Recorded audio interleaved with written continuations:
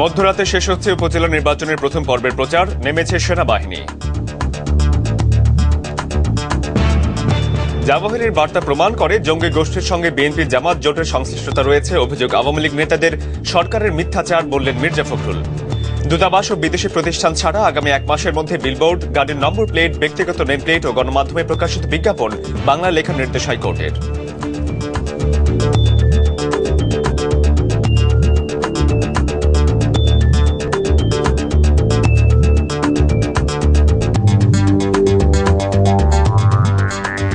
শুভেচ্ছা, আমন্ত্রণ দেশ সংবাদে বলছিলাম সংবাদ শিরোনাম, সঙ্গে আছি আমি শরীফুল হক। এবার পুরো সংবাদ।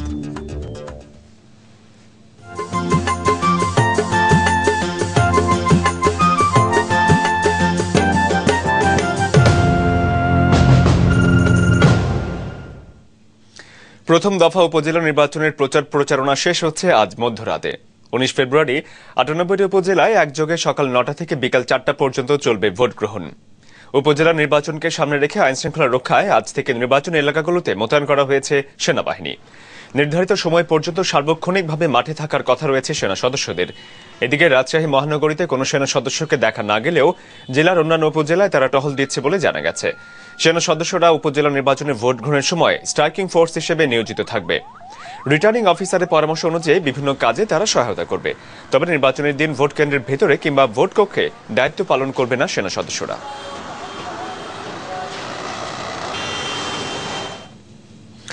উপজেলা নির্বাচনকে ঘিরে সরগরম ঢাকা বিভাগের 26 উপজেলা। চেয়ারম্যান পদে ভোট যুদ্ধে নেমেছেন 106 জন প্রার্থী। আওয়ামী লীগ, বিএনপি ছাড়াও প্রায় সব দলের অংশগ্রহণ আর প্রার্থী সমর্থকদের প্রচারণা নির্বাচনে যোগ করেছে ভিন্ন মাত্রা। Desk report. আগামী 19 ফেব্রুয়ারি প্রথম দফায় ঢাকা বিভাগের 26 উপজেলায় ভোট হবে। প্রতীক বরাদ্দের পর থেকেই ভোটারদের বাড়ি বাড়ি গিয়ে প্রচারণা চালাচ্ছেন প্রার্থী সমর্থকরা, দিচ্ছেন নানা প্রতিশ্রুতি। জামালপুরে জামালপুর সদর ও সরিষাবাড়ি এই দুই উপজেলায় চেয়ারম্যান প্রার্থী 7 জন। নারী পুরুষ মিলিয়ে ভাইস চেয়ারম্যান পদে প্রতিদ্বন্দ্বিতা করছেন 13 জন।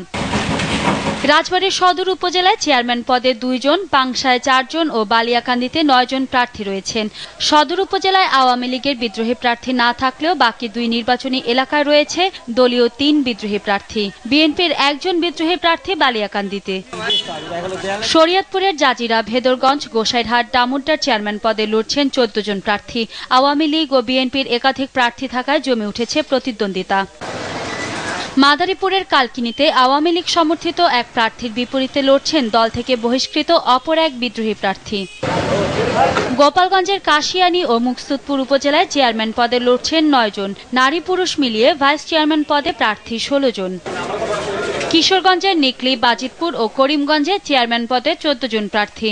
এসব জায়গায় আওয়ামী লীগ ও বিএনপির বিদ্রোহী প্রার্থী রয়েছেন। নেত্রকোনার কেন্দুয়ায় চেয়ারম্যান পদে 2 জন ও দুর্গাপুরে 4 জন প্রার্থী প্রতিদ্বন্দ্বিতা করছেন। দুর্গাপুরে বিএনপি সমর্থিত 1 জন প্রার্থীর বিপরীতে রয়েছেন দলের 3 বিদ্রোহী প্রার্থী।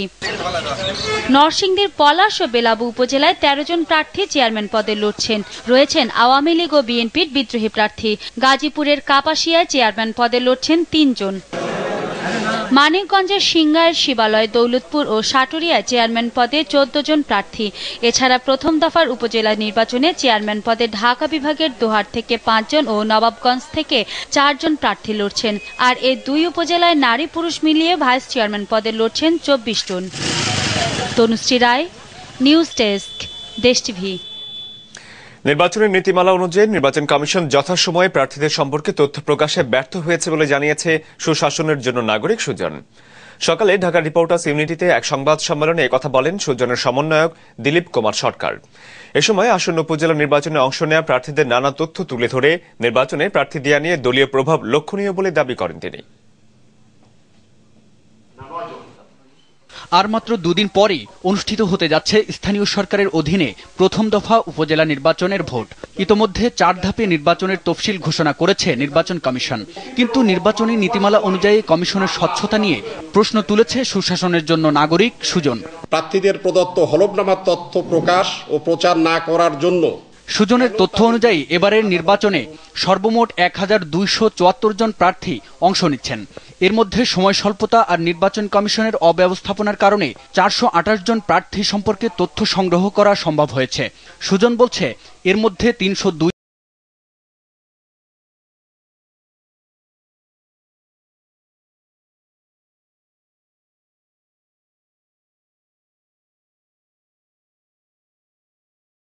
যোগ্যতা সম্পন্ন 78 জন প্রার্থী আমরা পেয়েছি।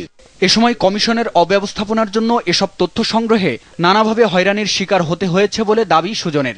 এছাড়া বেশ কয়েকজন প্রার্থীর তথ্য কমিশনের কাছ থেকে পাওয়া যায়নি বলেও অভিযোগ তাদের।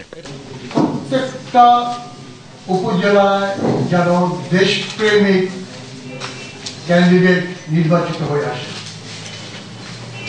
এবং স্বচ্ছ ও সুন্দরের মাধ্যমে নির্বাচিত হোক, এটি আমাদের কারণ।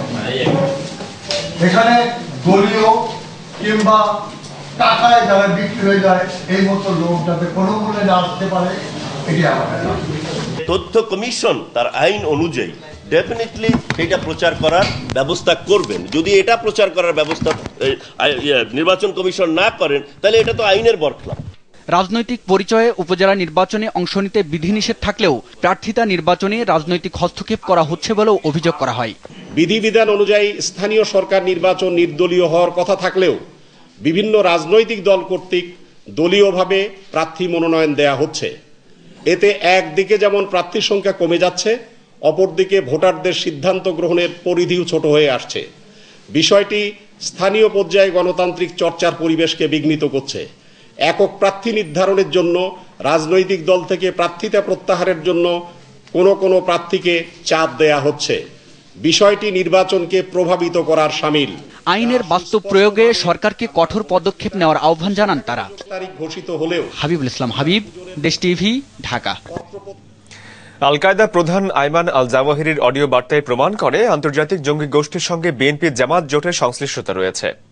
সকালে রিপোর্টার্স ইউনিটিতে এক আলোচনায় এমন মন্তব্য করেছেন আওয়ামী লীগের প্রচার সম্পাদক হাসান মাহমুদ। তিনি বলেন, আল কায়দার কৌশল অনুসারে তরবারির মাধ্যমে এদেশে ইসলাম প্রতিষ্ঠিত হয়নি।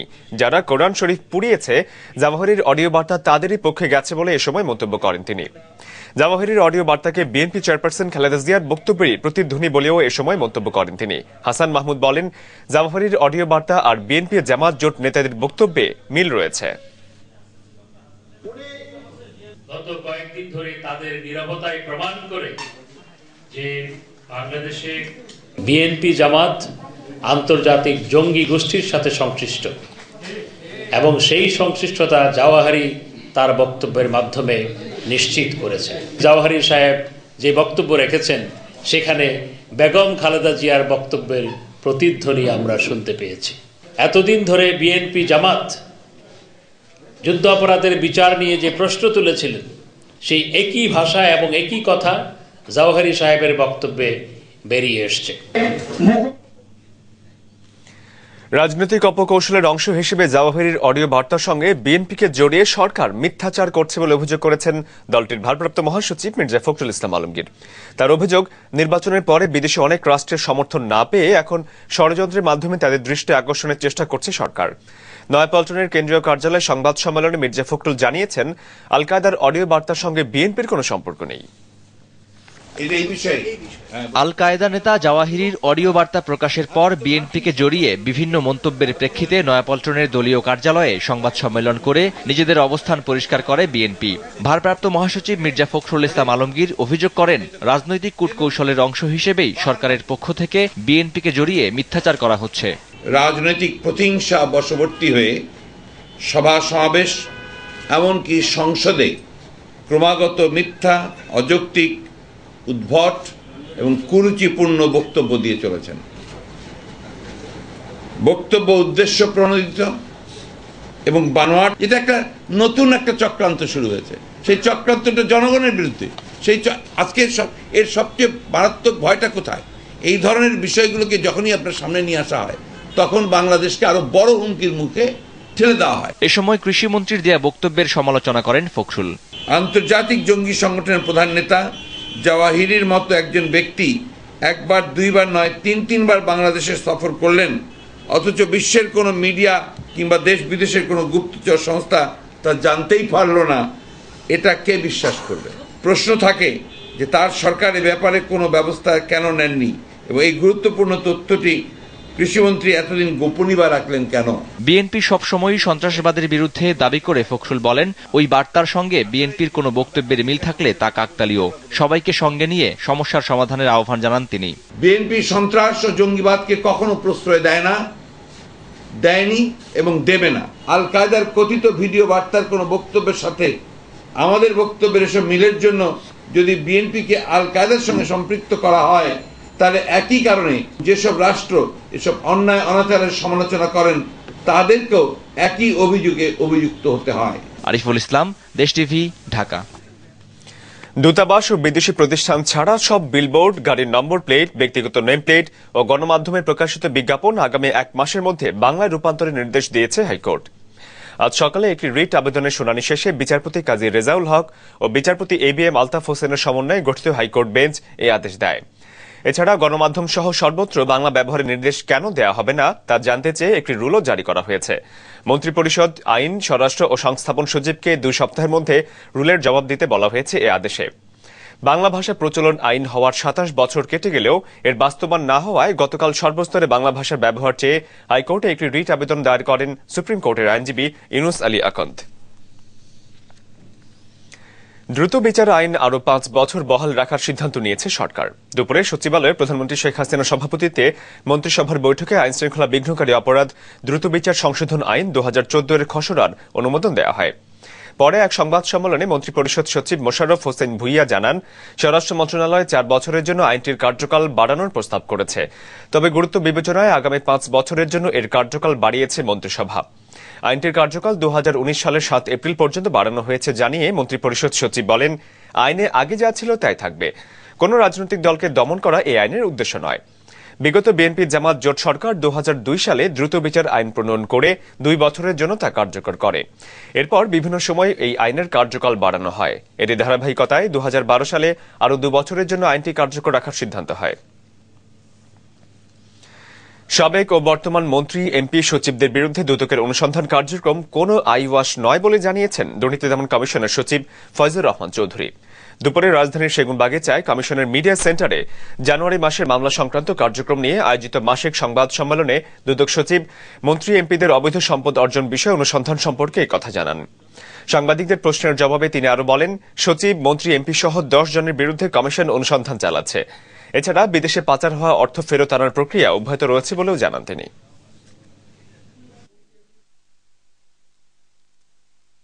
সচিব আছে, ইলাইটস আছেন, 10 জনের বিরুদ্ধে আমরা পরীক্ষা নিরীক্ষা করছি। এর মধ্যে সরকারি কর্মকর্তাদের বিরুদ্ধে যেসব প্রতিবেদন আপনারা প্রকাশ করেছেন সেগুলো আমরা পরীক্ষা নিরীক্ষা করছি, করে আমরা এ বিষয়ে যার বিরুদ্ধে ব্যবস্থা নেওয়া প্রয়োজন নিব। দুদক তো কোনো চোখের ডাক্তার না, যায় আইওয়াশ করবে। জ্বালাও পোড়াও, হরতাল আর অবরোধের মতো সহিংস কর্মসূচি দিয়ে দেশকে অস্থিতিশীল করে শিক্ষা খাতকে ধ্বংসের ষড়যন্ত্র করলেও স্বাধীনতা বিরোধীরা ব্যর্থ হয়েছে বলে মন্তব্য করেছেন শিক্ষামন্ত্রী নুরুল ইসলাম নাহিদ। সকালে রাজধানীর মতিঝিল আইডিয়াল স্কুলের বার্ষিক পুরস্কার বিতরণী অনুষ্ঠানে একথা বলেন তিনি। মন্ত্রী বলেন, দেশকে উন্নত করতে হলে প্রচলিত শিক্ষা ব্যবস্থার পরিবর্তে বিশ্বমানের শিক্ষা ব্যবস্থার প্রচলন করতে হবে। আর দেশের উন্নয়নের অগ্রযাত্রা ধরে রাখতে জঙ্গিবাদ ও সাম্রাজ্যবাদের বিরুদ্ধে সকলকে রুখে দাঁড়ানোর আহ্বান জানিয়েছেন বেসামরিক বিমান ও পর্যটন মন্ত্রী রাশেদ খান মেনন। পরে ভালো ফলাফলের জন্য শিক্ষার্থীদের মাঝে পুরস্কার বিতরণ করেন তারা।